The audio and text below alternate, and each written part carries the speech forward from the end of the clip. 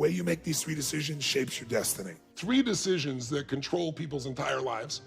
They're happening right now as people are listening, and they can test in their own mind if it's true. When I was a little kid, I grew up in a pretty tough environment. I had 4 different fathers, and we had never had money even for food. I mean, Thanksgiving with no food, and my parents are fighting. It was the worst experience of my life. It was the most crushing experience I felt. I have a younger brother and younger sister. I'm the oldest. So I was trying to keep them from hearing this conversation. And then a miracle happened. Bang on the door. I'm the oldest. They're screaming. And so I go answer the door. And I answer the door, and standing there is this giant man. It was this little boy. And he's holding this huge box of food. And beside him on the ground was a black pot with an uncooked turkey in it. And he said, "Is your father home?" And I said, "Just one moment." I was like, this is a gift from God. This is going to change it all. This is going to make my mom and dad happy. It's going to be unbelievable. So I go, and my father is screaming at my mother through a closed door to the bedroom door. "You answer the door." I said, "I did. He's got to see you." So I kind of teased. I said, "Dad, you got to come." So he said, "Fine." He made one last yell at her, and he walks to the door. And I'm waiting there, just can't waiting to see his face. And my dad opens the door, and this man's standing there with this big box of food. And my father did not get happy. He looked at this man, and he raised his voice to him, and he said, "Look, we don't take charity." And then he took the door to slam it in the man's face. But the man was a good-sized man. He put his foot there and smacked his foot and bounced back open. He said, Sir, this is not charity. Everybody has tough times. Somebody knows you're having a tough time, and they want you to have a magical Thanksgiving. I'm just the delivery guy." He said, "Please take this." And my father said, "We don't take charity." He went to slam it again. And this time the guy put his shoulder against it so he couldn't do it. And then the guy said something that I'll never forget, and moments I wished he hadn't said, but he found a way to force my father. He's holding this thing, and he looked at me, and then he looked at my dad, and he said, "Don't make your family suffer because of your ego." Now my dad's level of energy increased, but he was also trapped. So he took the food, slammed it on our table, and slammed the door in the man's face, and never even thanked him. And then I thought, years I figured out, our whole life is shaped by decisions. That's what we've talked about today, right? But there's 3 decisions you're making every moment you're alive. And the way you make these 3 decisions shapes your destiny. First decision we're all making every moment is, what are you going to focus on? I realized that my father's life and my life ended up very different because we made that day 3 decisions very differently. He decided to focus on the fact that he has not fed his family. If somebody is really stressed out, they're not stressed out for no reason. It's because they're focusing on something that makes them feel stressed. They often, when they're focusing on it, it changes the body. You start to feel tight. You start to feel a certain way. And then they use language like, "I don't know what to do. Why am I so overwhelmed?" So if we change what we focus on, if we change the way we use our body, if we change our language patterns, we'll instantly feel different. Think of how do people use their body when they're worried versus when they're excited. Yeah. If you learn to use your body first, use your focus first, you can literally change how you feel in moments, and then you develop new habits where you start to feel good all the time, and it isn't some phony fake pump up. It's literally the way you've conditioned your body. Just like being fit as an athlete, you want to be emotionally fit.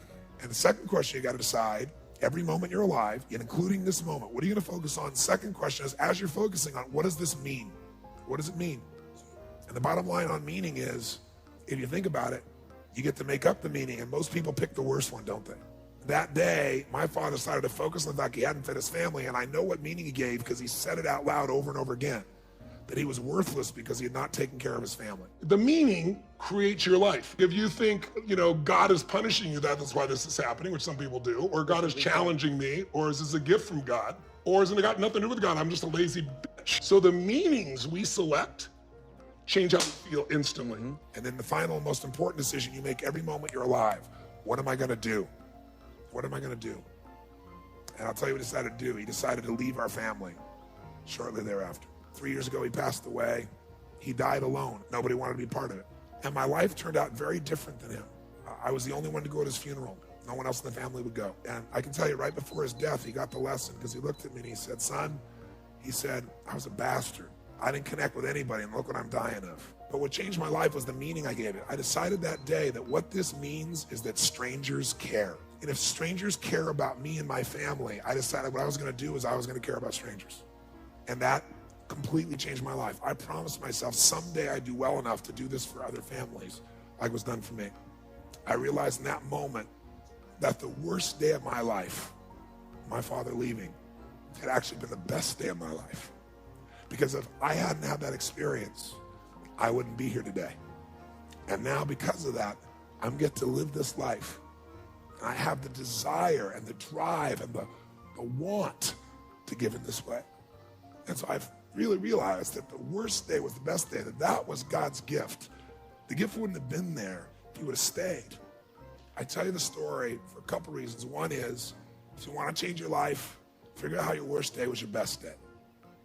You'll change everything, because it is if you look for it. If you find the deeper meaning, it is. There's something in you that wouldn't be there without it.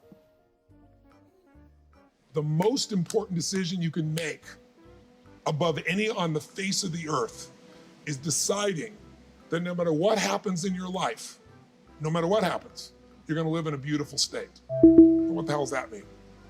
It means that you're not going to suffer. It means a beautiful state is that you're going to be happy, but that's only one. Or you're going to feel creative, or you're going to be passionate, or you're going to be in awe of something, or you're going to feel love.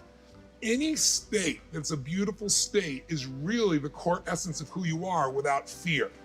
The decision to say, I am not going to suffer, that if suffering arises, pain's one thing, suffering's another. And the way you suffer is you focus on yourself. Right. Suffering comes when we obsess about ourselves, what we're getting or not getting, what we should have done, what others should have done for us. It's the me game. Your primary core is a giver, which is why you're prospering. You're not the me.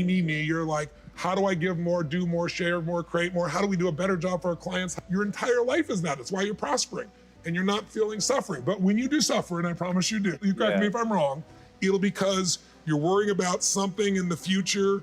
How's this gonna happen? Will this come together? Suffering can be worry, it can be anger, it can be frustration. It's anything that takes you out of a beautiful state. And here's what people don't get. You can end suffering by stop focusing on yourself and focus on something you wanna serve greater than yourself. Your children, your wife, your mission, your life. You can get out of it in an instant because the nature of the human mind is to constantly compare things. Life is short. We don't know how short it's gonna be. But if you only had a week to live, I bet you wouldn't allow yourself to suffer over a little crap that makes you crazy normally. I think you would probably spend time with those you love, you would do what you love, you'd take awe in a sunset, you'd smell the air, you would take in everything in those final moments that you possibly do. So my thing is, why wait? Right. Why wait? Why not just decide that if I start to suffer, I know the solution, because suffering is me obsessing about me. Here's history and one thought. Good times create weak people. Weak people create bad times. Bad times create strong people. Strong people